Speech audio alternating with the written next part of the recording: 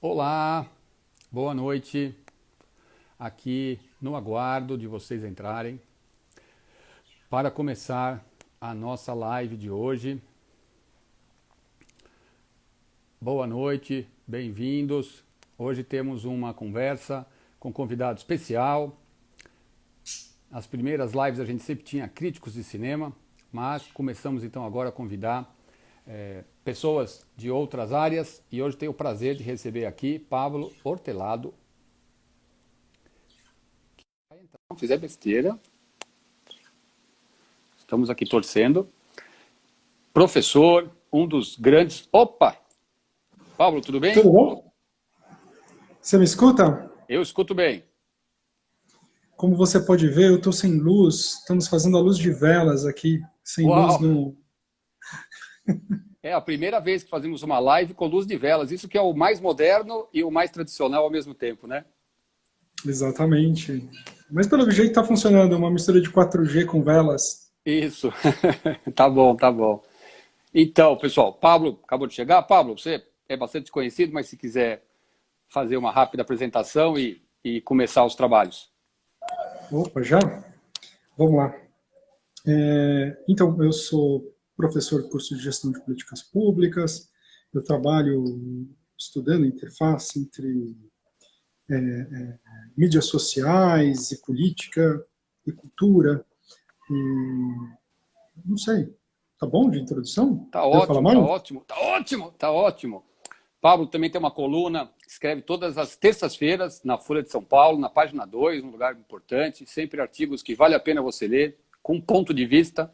Mas o que eu gosto muito do Pablo é que os artigos dele são sempre muito consistentes. Você pode até discordar, mas eles têm opinião e têm substância. Não são como muitos que a gente lê atualmente, que é só um conjunto de achismos. Então, fico contente de poder estar aqui falando de cinema hoje.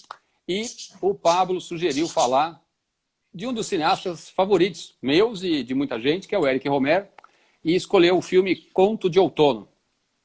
Conte aí. Deixa eu ver aqui. Então, eu escolhi, eu acho que o André, quando ele me convidou, ele estava esperando que eu escolhesse um filme político, que seria mais ou menos a minha praia, meio... seria a coisa mais óbvia, como então o catálogo, né, do Belas Artes está cheio de filmes políticos, né? E eu peguei um filme que acho que não era uma intuição óbvia dele que eu pegaria, mas o Romero é de longe o meu cineasta favorito. Divide ali o pódio, talvez, com o Kiarostami. Que bacana. E esse filme, em particular, ele tem vários significados para mim, né? Eu conheci o Romero numa mostra no MIS, nos anos 90.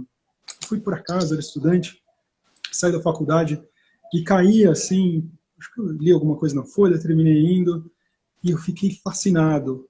Eu não conhecia nada do Romero, eu acho que eu vi Paulinho na Praia, e logo em seguida, na sessão seguinte, O Raio Verde. E eu fiquei absolutamente fascinado, eu peguei a amostra já no último dia, eu não pude mais ver nada do Romero. E esse filme, Conto de Verão, foi o filme que eu vi, eu acho que estreou na Mostra de Cinema de São Paulo, e foi o Romero contemporâneo que eu vi, né, sendo lançado. E ele tem esse lugar particular para mim, né, de um filme que me marcou, porque depois que eu fiquei fascinado pelo Romero, eu não conseguia assistir os filmes dele, né, e então eu pude ver um lançamento, eu lembro de sair ali na Avenida Paulista e fazer 2 voltas na avenida, tamanho impacto que ele despertou em mim. E é uma obra que eu vejo, eu tenho todos os filmes das 3 séries em casa, eu vejo, revejo, eu leio tudo sobre Romero, porque ele despertou um fascínio em mim. Eu chamei ele porque queria contar um pouco do que esse fascínio do Romero, né? O Romero é um cineasta que ele faz uns filmes muito peculiares, né? Esses filmes monotemáticos, né? Organizados em séries. Eles têm alguns filmes fora das séries, né? Mas a maior parte da obra dele está, né?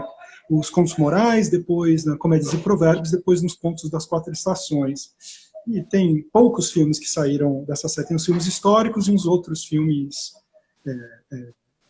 que não fazem parte dessa série. E esses filmes que são seriados, e alguns dos filmes também que estão fora da série, ele tem uma espécie de esqueminha, né? E, embora eles tenham uma espécie de esqueminha, eles são... embora eles tenham uma espécie de esqueminha, eles não são... Eu vi que o pessoal está reclamando que não consegue me ver, André. A sua imagem está congelada. Eu não queria te interromper. Se você talvez pudesse sair da nossa conversa, pedir para sair e pedir para voltar, talvez funcione o vídeo. É porque elas não estão... seu vídeo está parado. Então eu vou sair e já volto, e a gente retoma. Tá bom.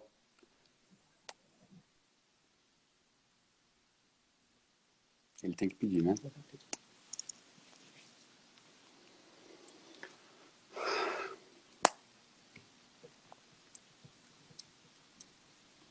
Pessoal, enquanto esperamos aqui o professor Pablo pedir de novo para entrar, que ele acabou de pedir, vamos torcer para que dê certo.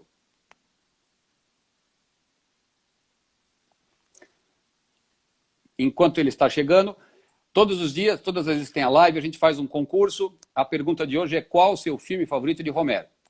Quem mandar aqui no comentário seu filme favorito concorre a um livro que a gente sorteia no final. Está aí? Está meio congelada a sua imagem. Talvez seja a falta de luz. Será? Consegue me ver? Melhora? Não. Você está... Tem uma foto fixa sua e fica girando. Ou o sinal não está muito bom, ou... Meu Deus. A sua voz a gente escuta perfeitamente, mas você fica congelado. O que será que eu posso fazer aqui? Pode ser a internet, né? Você está usando 4G, 3G ou Wi-Fi? Eu estou usando 4G, não tem Wi-Fi, acabou a luz. Está sem luz, não tem Wi-Fi, Eu não sei, o que você sugere, André, que a gente continue com o som? Vamos continuar, a gente está conversando, né? Quem sabe uma hora a internet põe você com o seu rosto em sincronia com a sua voz. Vamos seguir na conversa aqui, que a conversa está boa. Então vamos lá. Então eu contava, né, que ele é um cineasta muito particular, porque ele tem uma temática única, né? Ele só fala sobre relacionamentos, e ele tem uma espécie de esquema, sem que ele faça um cinema esquemático. Na verdade, ele para nada é esquemático. Mas é um cinema... Ele tem um personagem que tem relacionamentos afetivos, e os personagens, normalmente o protagonista, ele está perdido, ele tem vontade fraca. Então ele é jogado no mundo, ele é uma espécie de barco à deriva, não é? Então ele está seguindo um caminho e ele é como um mar que leva esse barco um pouco para lá, um pouco para cá, um pouco para lá, um pouco para cá. E ele tem um desfecho mágico também. Ele tem um desfecho mágico onde uma ação pode ser um carro que passa na frente, um personagem que se olha no espelho, um telefonema que o personagem recebe, e ele tem uma espécie de desfecho mágico que resolve o dilema moral que ele estava vivenciando. Isso acontece em todos. E ele é mais esquemático na primeira série, nos Contos Morais, que ele tem até uma forma mais tradicional, mais, eu diria assim, talvez, mais conservadora, né? Porque ele tem um personagem masculino que tem um relacionamento, ele é meio tentado por um outro relacionamento, ele se desvia e depois ele volta para o primeiro por essa solução mágica. Os outros, à medida que as séries vão amadurecendo, essa solução vai se tornando ainda menos esquemática, não é? A gente passa a ter protagonistas femininos, e esses dilemas se tornam mais complicados, eles não têm sempre a mesma natureza. E embora, né, ele tenha esse esquema, tem outros esquemas, né, os personagens deles normalmente estão fora da hora de trabalho, eles estão escapando da rotina, tem um monte digamos assim, de regras que atravessam todas essas séries. Ele não é nada esquemático, né, isso tem a ver com o método de composição do Rohmer, que consiste, ele estudava, né, ele entrevistava pessoas, então ele buscava saber o que os jovens diziam sobre seus relacionamentos, como eles interpretavam seus relacionamentos, ele usava essas expressões, ele usava e abusava de atores que não profissionais, o que dava assim uma espécie de gosto antropológico, de observação antropológica para os filmes dele, né? E ele respeita muito os personagens. Tem uma coisa que o Rohmer, né, é um cineasta muito intelectual, às vezes ele é criticado por ser extremamente intelectual, às vezes até literário, né? E esse caráter literário, ao meu ver, está muito ligado com o fato dele ele ter uma espécie de contradição ali no fazer. Por um lado, ele se filia literariamente e filosoficamente uma tradição que na França se chama de moralistas. Os moralistas são não quem faz julgamento moral, não está fazendo proselitismo. Filmes do Rohmer jamais fazem isso, inclusive. Os moralistas são como La Rochefoucauld, ou, de certa maneira, o Stendhal. Eles refletem sobre as decisões morais. É uma tradição de explicitação das razões que nos levam a agir de determinada maneira. E isso se chama a tradição moralista francesa. E o Rohmer, muito obviamente, se filia a essa tradição moralista francesa, que remete lá ao século XVII. Porém, ele é bazaniano, ele é um discípulo do Bazin, e o Bazin diz que a força do cinema está na captura do real. E como é que eu capturo o real e, ao mesmo tempo, me filio a uma tradição literária que é uma reflexão sobre o fazer, fazendo meus personagens falar? Porque ao falar, eu concretizo, eu materializo essa deliberação, essa intencionalidade das ações. E por isso o cinema do Rohmer, não é? Ele é fiel a essas duas tradições, e por isso é um cinema de conversa. Né? O cinema dele é de conversa, são personagens que estão falando sobre a sua ação.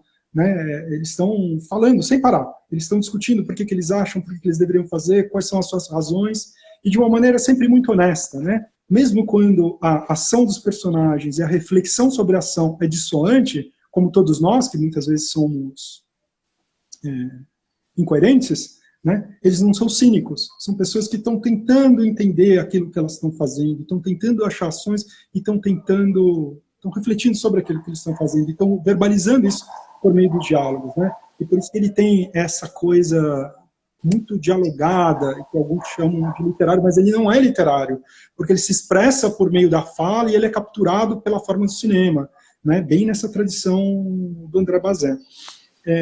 Outra coisa que me chama a atenção... Estou falando muito, André? Você quer me interromper? De jeito nenhum, estou adorando, estou aprendendo. Coisa rara. Outra coisa que eu acho que é muito interessante é que o Rohmer, ele parece muito ligado a um problema teológico, arcaico, do século XVI, que é o problema do Pascal, que, aliás, é um personagem intelectual que aparece em vários filmes, Minha Noite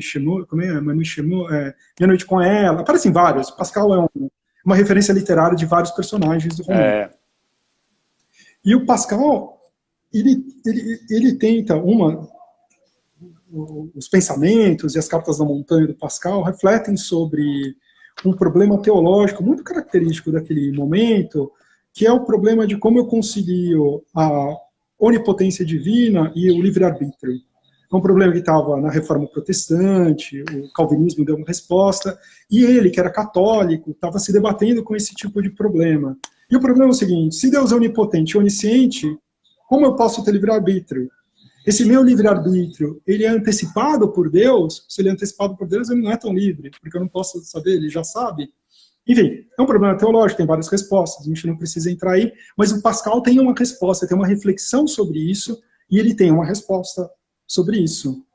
Nós, segundo Pascal, somos seres degradados, quando nós fomos expulsos do paraíso, e temos uma existência marcada pela concupiscência, essa condição degradada de quem foi chutado lá do paraíso. E, portanto, a nossa capacidade de tomar decisões, esse livre-arbítrio, é nessa condição degradada, tomada por esses impulsos materiais do corpo humano, que nos levam a fazer um monte de besteira. E nós exercitamos o nosso livre-arbítrio num sentido mais pleno quando Deus intervém no nosso destino. E Ele intervém no nosso destino por meio de sinais discretos. E o nosso livre-arbítrio consiste em reconhecer esses sinais, né? E nos salvar por meio dessa graça que Deus concede. Né? E a gente percebe esses sinais e esses sinais, uma vez reconhecidos por nós, nos salvam. Né? Porque é Deus que é onipotente, Ele que nos salva. Pois bem, Isso parece uma conversa teológica do século XVII, mas por meio, eu acho que a genialidade do Homer é que ele, por meio desse esquema, desse problema filosófico e teológico antigo, bem arcaico, ele capturou os processos sociais que a gente estava passando naquele momento, na mudança da natureza dos nossos relacionamentos. Porque o que é esse sujeito caracterizado pela concupiscência, degradado, que não consegue tomar? É um sujeito de vontade fraca. Ele vive como o homem contemporâneo vive, incapaz de tomar uma decisão. O Foucault, eu vou fazer um pequeno salto, né? O Foucault tem uma aula que ele fala justamente disso. Ele diz, antigamente, né, digamos, nos anos 50, a pessoa dos anos 50 achava que o relacionamento se mantinha por força da vontade. Ele podia começar por meio do sentimento, mas a gente mantinha o relacionamento por meio da vontade. E o que mudou nos anos 60 e 70, ele está falando nos anos 80, Foucault, é que agora a gente tem a crença de que a gente mantém os nossos relacionamentos por meio do sentimento. Né? A gente acha que a gente pode ficar experimentando vários relacionamentos, saindo com várias pessoas, uma hora a gente vai se apaixonar. E esse sentimento vai ser tão forte que ele vai sustentar uma relação de longo prazo. E se ele não sustentar, porque não era amor verdadeiro? E a nossa crise advém que a gente fica experimentando reiteradamente essa incapacidade de sustentar. Porque o sentimento é efêmero, ou ele é pouco duradouro. Se ele não é exatamente efêmero, ele é pouco duradouro. Pois bem, o Homer ele consegue capturar isso aí com um esquema teológico arcaico. Porque o personagem dele e o Jerome, né? Acho que é Jerome. Acho que é Jerome, do Conto de Verão. Ele é, de todos das séries, eu que mais gosto, além dele ser o meu primeiro Homer contemporâneo, que eu vi assim no lançamento, ele representa, eu acho que mais do que todo, ele está de certa maneira em todos esse problema, mas nele, porque esse rapaz que foi sair de férias de verão,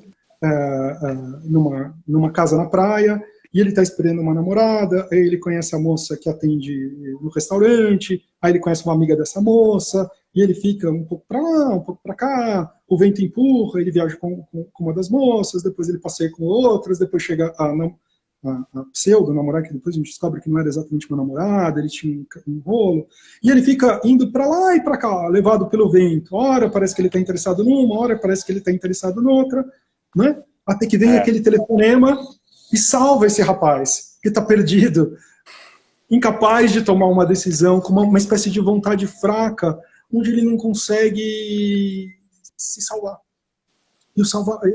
E o que é o livre-arbítrio? Né? Estou teorizando um pouquinho, mas o Homer está teorizando. A minha tese é que o Homer está pensando, está com isso na cabeça. Né? Ele reconhece esse sinal e ele se salva. E você vai ver, acontece no Raio Verde, Paulinho na Praia, todos os Homers têm esse esquema. Não é? E você vê, ao mesmo tempo, ele é esquemático. E ele tem uma solução mágica para o problema contemporâneo. Mas, por outro lado, digamos assim, a riqueza da obra é que o método de composição dele é tão rico e ele tem tamanho respeito pelos personagens que a gente nem vê esse esquema aparecendo, né? Ele é recheado e ele nos representa. Ele conseguiu o Homer é um cara conservador, é um católico em maio de 68, é um cara descolado do seu tempo. E esse cara descolado do seu tempo registrou e problematizou os problemas contemporâneos nossos, dos nossos relacionamentos, da nossa incapacidade de manter relacionamentos, do fato da gente ter uma vontade fraca que não consegue manter um relacionamento, a gente achar que o relacionamento se mantém apenas por sentimento e que a gente fica vagando e fica perdido. Ele conseguiu capturar isso com um esquema conservador religioso e mostrou isso de uma maneira delicada, com respeito aos personagens e que joga muita luz sobre o mundo contemporâneo que a gente vive. É isso o meu encanto pelo Homer, passa muito por isso, e por esse filme em particular, porque eu acho que ele, mais do que nenhum outro, representa isso de uma maneira muito bonita, muito viva, muito alegre, né? O Conto de Verão, ele é passado na praia, eu acho que é no norte da França, né? Uma praia no norte da França, na Bretanha. Bretanha, E E ele é muito colorido, ele é musical, porque esse menino está também compondo uma música de marinheiro. E Tem aquela apresentação, né? ele está falando dos nossos problemas de uma maneira leve, bonita e muito reflexiva. E é por isso que mesmo quando a gente não consegue ver o que nos tocou, você vê essa obra e você sai leve, reflexivo. Aquilo te toma de um jeito, a força do grande artista, que ele, mesmo quando ele tem uma tese, um esquema, a obra é ambivalente, ela é polissêmica, ela pode ser lida de muitas maneiras, né? E aquilo, quanto mais você vê, mais você reflete, mais ela joga a luz sobre a nossa condição. Sensacional, sensacional. Nossa, adorei, porque assim, uma visão muito completa e filosófica, né, sobre o trabalho do Romero, que é muito precisa, né? Muito precisa, porque eu acho que você falou algumas coisas, como esse foco que ele tem nos personagens, né? Mesmo quando o filme não termina tão bem, ele tem um carinho pelos personagens, né? Não são filmes em que ele... Tem uns diretores, cineastas, que parece que eles odeiam os personagens, né? Eles fazem os caras... né? Maltrata o personagem, ele não gosta do personagem. Aqui não, você vê que o Romero tem carinho. Outra coisa fascinante, que é isso que você falou... Quando você começa a ver um filme novo do Romero, novo assim, na sua vida, né? Porque ele, infelizmente, já não faz filmes, já faleceu. Mas assim, você começa a ver um filme novo, você fala, já vi esse filme. Passa 10 minutos, você está completamente colado naquele filme, e embora ele tenha um estilo inconfundível, cada filme é um filme, né? Cada filme é um filme. É muito impressionante isso, que você colocou bem, né? Ele reflete sobre as relações sempre. E isso que você falou do Pascal é muito bom, né? Porque é isso, né? Porque quase sempre você tem personagens que se sentem senhores do seu destino e tentam armar, né? Você vê, no Conto de Verão, ele diz que tem aquela namorada, que a vida tá muito boa, aí fica ali naquela conversa com a garçonete, aí tem a amiga da garçonete, mas é isso, ao mesmo tempo ele não toma uma decisão.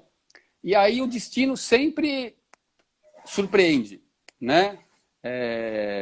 E em vários filmes isso acontece, né? Aquele filme, A Mulher do Aviador, por exemplo, que o cara vê o outro saindo, aí começa a seguir o cara, aí começa a achar que é um caso, e aí de repente ele está com a irmã num café, vê uma personagem e descobre que nada era o que parecia ser, e por causa daquela sorte de ele ver aquela mulher, ele descobre e se resolve também, né? Outra coisa muito bacana é que o Romero dava tanto valor à essência, né, que são os atores e a conversa, que ele trabalhava com equipes mínimas, para justamente não ter aquele monte de... Tem autonomia, né? É isso, autonomia total, né? Ele se concentrava nisso, né? Os atores e a filmagem. Que, como você também falou, são filmes falados, mas são filmes que nunca são teatrais. Não. Você nunca tem a impressão, como alguns cineastas também que a gente conhece, que aqui não é uma crítica, que coloca os atores para falar e deixa a câmera olhando para eles. Né? O Romero não. É cinema, tem movimento, ele gosta de usar o zoom, que também é uma coisa, de certa maneira, antiquada, mas ele usa de uma maneira muito criativa e muito em função da narrativa, né? Ele não usa o zoom para dizer que tem um zoom. Ele usa o zoom quando precisa, né? Eu gosto muito... É curioso, né? Eu nunca vejo, eu não consigo reconhecer essa crítica que dizem, Romero, eu acho tão cinematográfico, eu saio tão impactado por isso. A única coisa que ele tem de literário é que o personagem fala muito. Mas isso não é exatamente literário, né? Isso é o personagem se explicando. E mas é um filme moralista, no sentido francês, né? Não no nosso ideal de ficar cagando regra para as pessoas, né? É uma reflexão sobre a ação. E para a gente refletir sobre a ação, a gente fica falando, e às vezes a nossa reflexão está em desacordo com o nosso ato, né? Tem um monte no Joelho de Clare, né? Às vezes ele está falando uma coisa e o corpo está fazendo outra, né? Às vezes ele está justificando, ele vê... né? E nunca consegui. Eu acho que embora ele trabalhe muito com o contraste entre reflexão e fazer, né? Isso tem a ver com esse projeto que é ao mesmo tempo moralista e ao mesmo tempo basaniano, né? De capturar o real, da força artística ser o retrato, a captura de um processo que está acontecendo na frente das câmeras. O personagem dele jamais é cínico. Eu acho que ele não tem nenhum, eu posso estar exagerando, mas eu não consigo me lembrar de um único personagem cínico.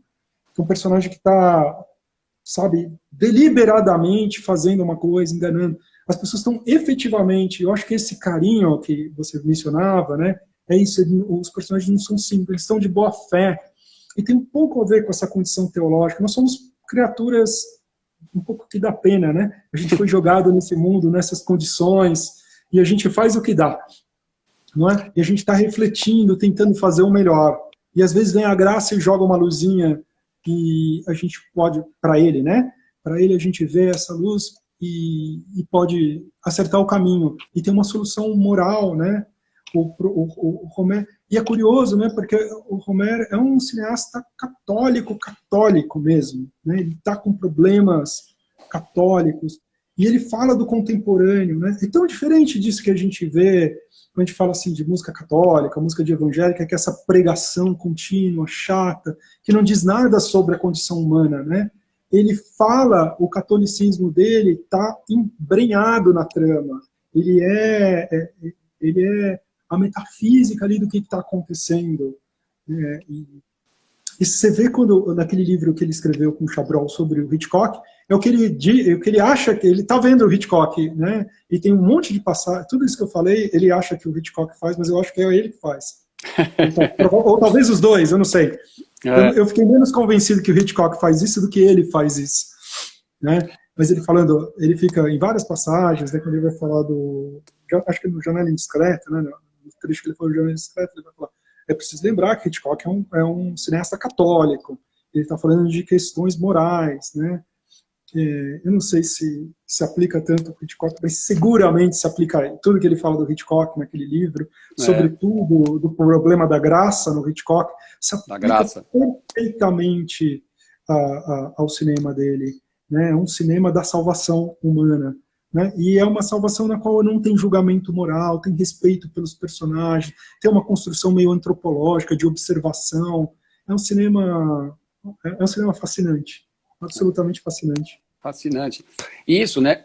Eu estava dando uma lida em algumas coisas ontem, hoje de novo, que é sempre bom para lembrar, refrescar a memória de algumas coisas, e li numa revista americana uma crítica muito condescendente, quase irônica em relação ao cinema do Rohmer, né? De um cinema simplório, de um cinema literário, e assim, é isso, assim, eu acho que é um equívoco. Claro que a opinião, cada um tem a sua e a gente vai respeitar, mas eu acho que é um equívoco total, porque chamar de literário os filmes do Rohmer é não prestar atenção no filme do Rohmer, porque tudo que tem é de não ser literário. Você falou mais para trás justamente dessa coisa de que ele conversava com pessoas para saber como elas falavam. Ou seja, as falas, os diálogos, eles são absolutamente não literários. Eles são 100% coloquiais, né? Eles são... Você nunca acha... É outra coisa maravilhosa nos filmes dele, essa sensação, chega um momento no filme que você tem convicção de que você está assistindo aquilo ali, né? A gente acha que está naquela praia da Bretanha acompanhando as aventuras e desventuras daquele rapaz. Você não se sente mais vendo um filme, atores atuando, né?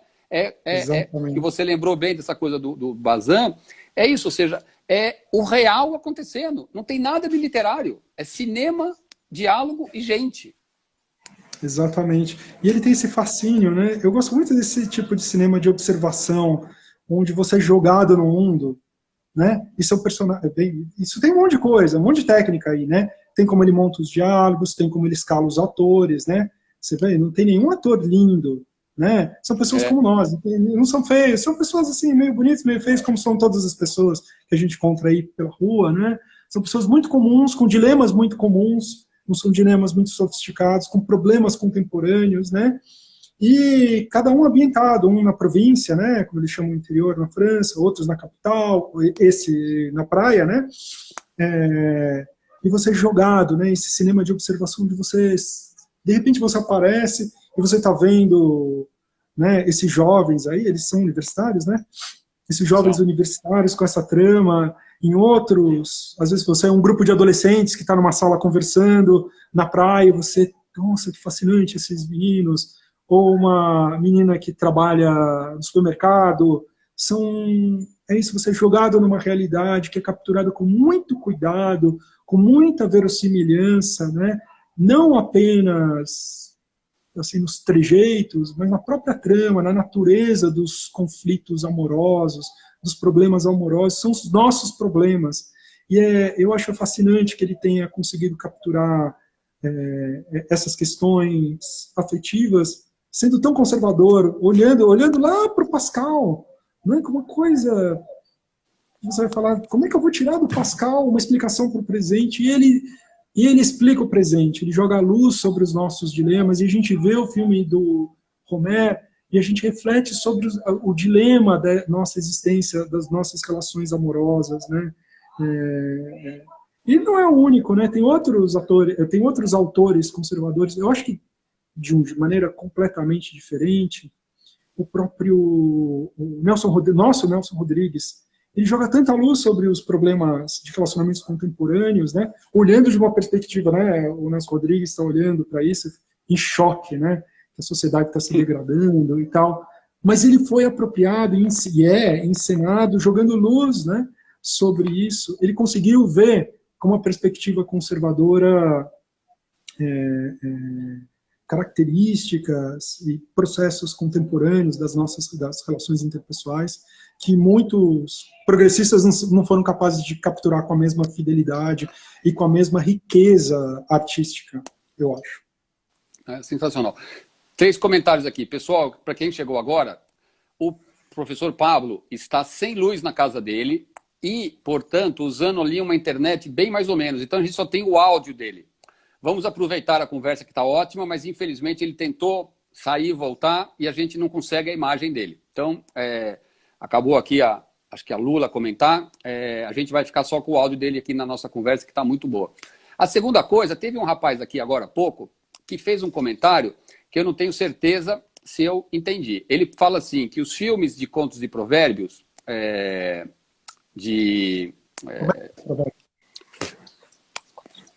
Os contos morais. Comédias e provérbios, não, os contos morais, são inspirados em Aurora.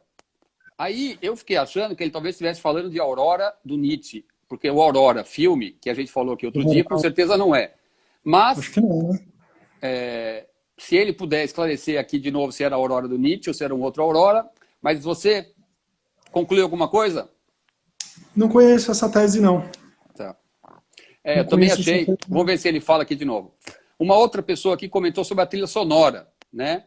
De que o filme parece que não tem uma trilha sonora. A música, ele usa muito pouco, né? Tem um filme que eu acho que ele usa. É o Conto de Inverno? É isso. É o Conto de Inverno que termina com a música. Eu acho que é o único. Eu acho que é o único. Porque, em geral... Bonito a cena. É muito bonita. Em geral, acho que a música nos filmes do Romer, que eu me lembre, ela só aparece quando ela está na cena. É alguém que ouve o rádio, é alguém que está tocando no ambiente, né? Ele nunca acrescenta uma trilha sonora, né? Assim como os filmes dele, quase sempre, são filmados em locação.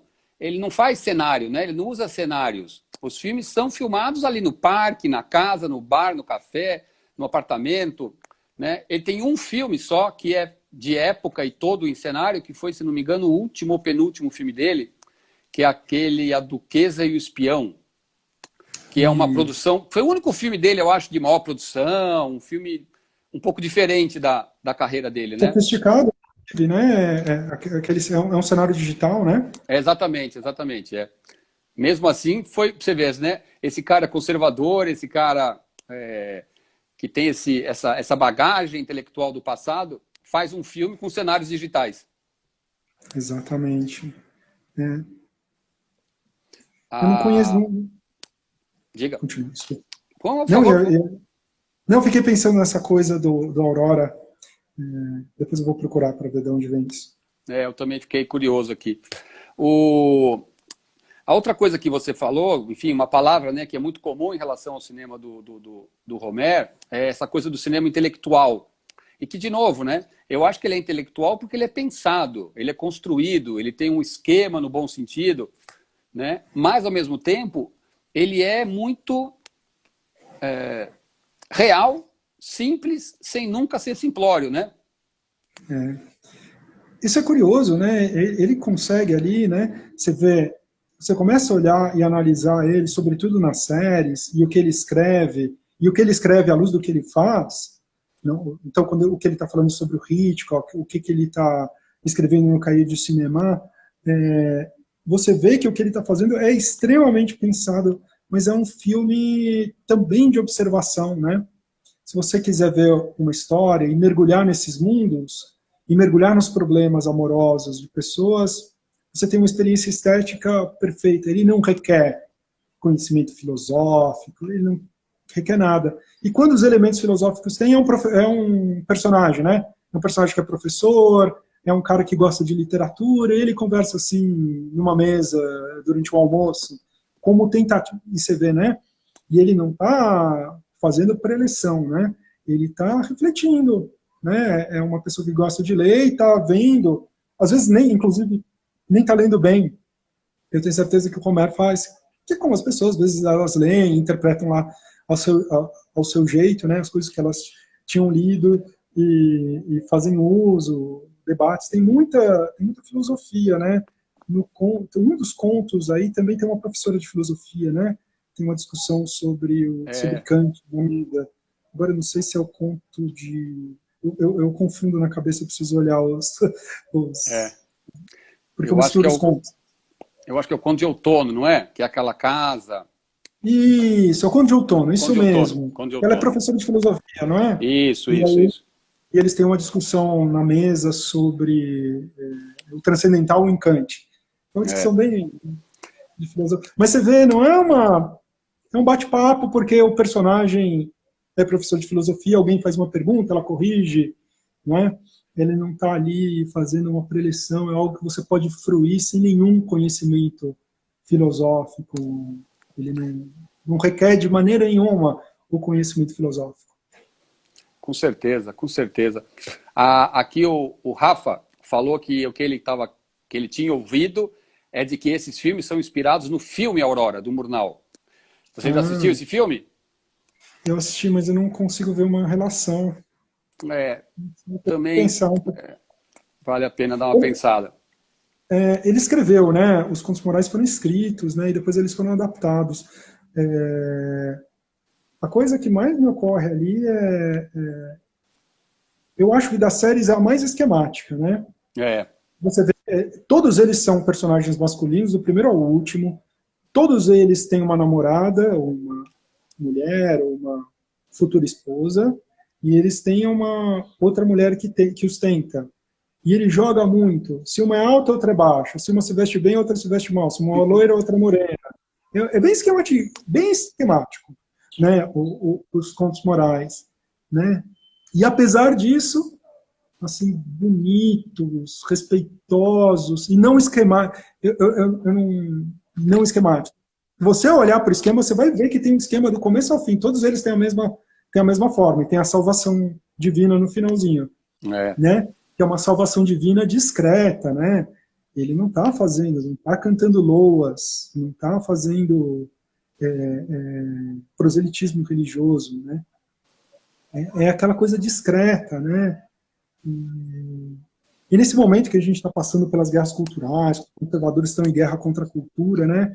Eu fico pensando que falta faz esses grandes conservadores que fazem contribuição para o mundo da cultura e que podem olhar para a cultura de uma maneira positiva, expressar os seus valores conservadores por meio da cultura e como a contribuição conservadora ao mundo da cultura pode ser positiva, a gente pode apreciar, a gente não precisa entrar numa guerra na qual o conservadorismo é anticultura, é anti-arte, que é essa maluquice que a gente está vivendo. Eu acho que tem um papel aí dos conservadores ilustrados, novos, né? O pessoal que está nas universidades, que é conservador e que está meio brigado com o nosso governo e com esses conservadores mais casca-grossa, de mobilizar a base conservadora e trazer para o cinema do Rohmer, trazer para o teatro do Nelson Rodrigues, né? Como chama esse cineasta que acabou de lançar um filme antifascista sobre os caras que moram na montanha, um casal, um rapaz que se nega a servir o exército durante o nazismo? Sabe qual filme? Sei. O Terence Malick, né? Eu sei que filme é, mas não consigo lembrar o nome aqui agora. Mas é durante a Segunda Guerra, que é outro cineasta conservador, fez nesse momento da história um filme profundamente antifascista e profundamente religioso. Profundamente religioso, né? No qual ele se nega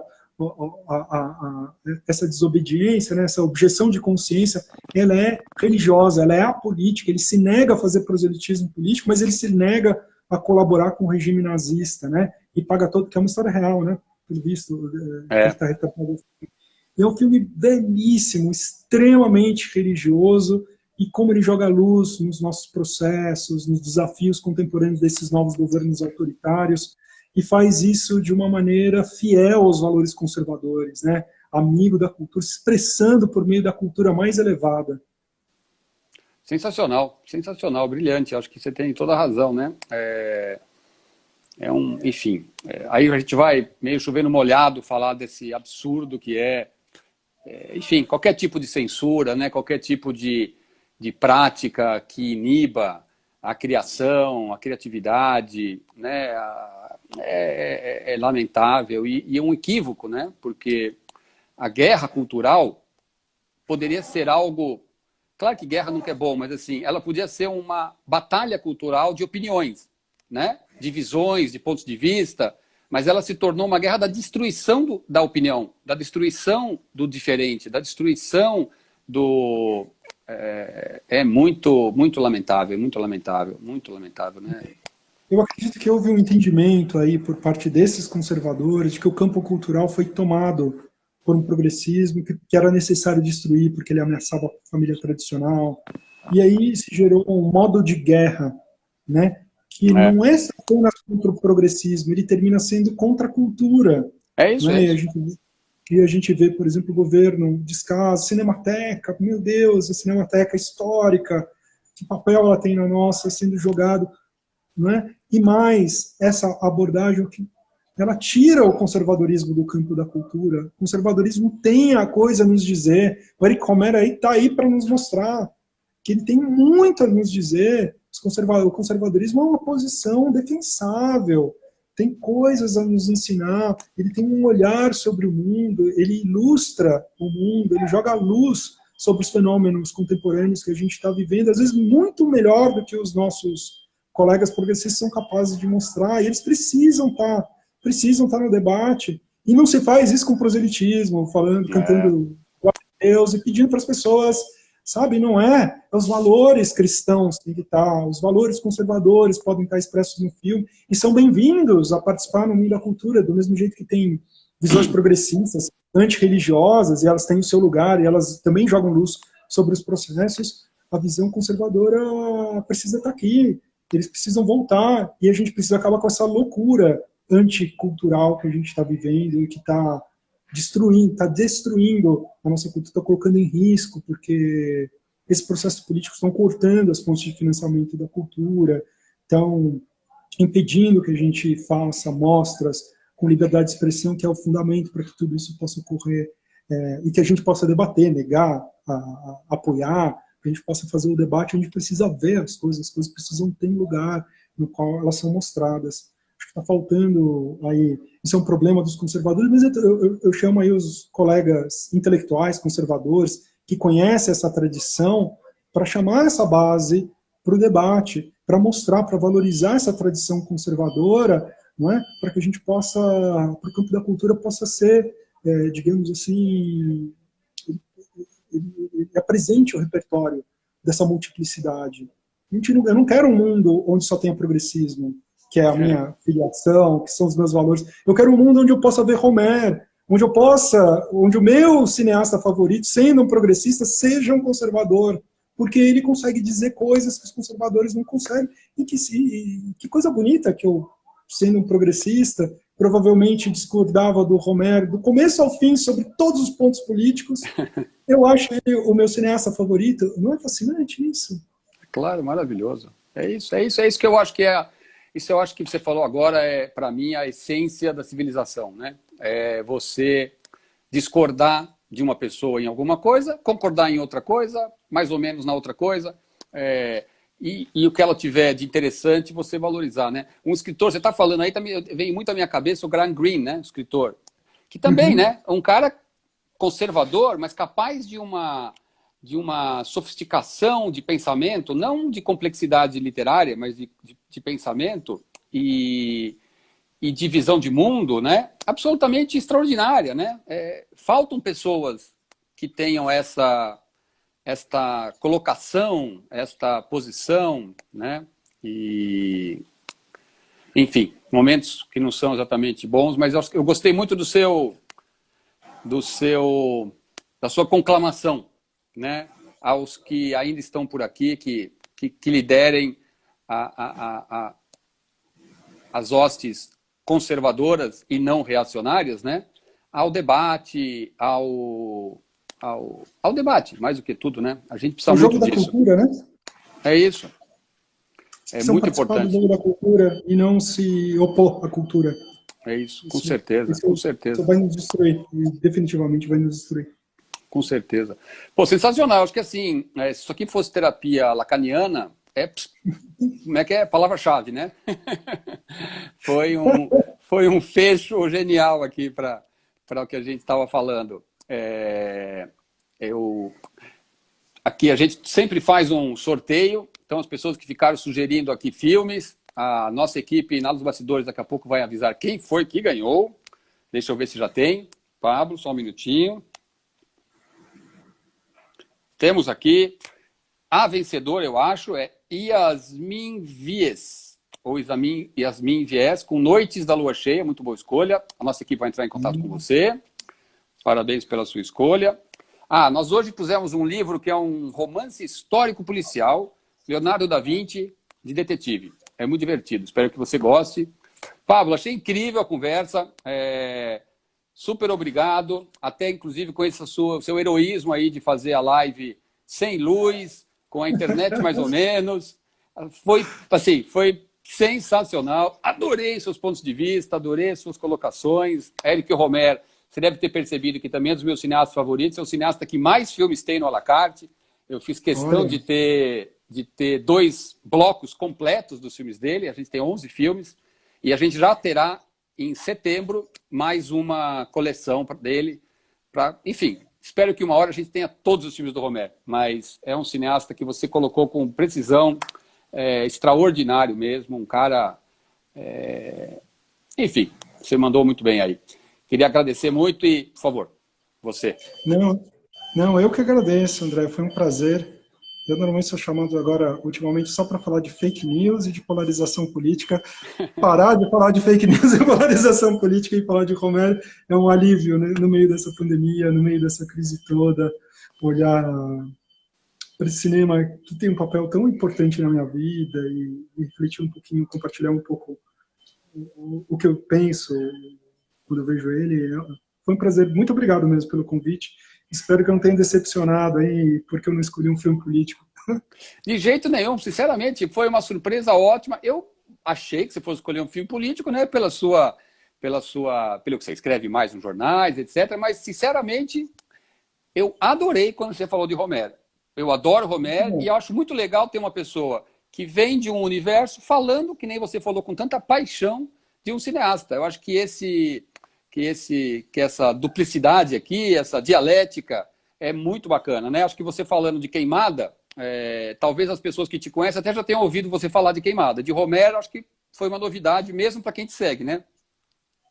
Acho que sim, espero que sim. Obrigado.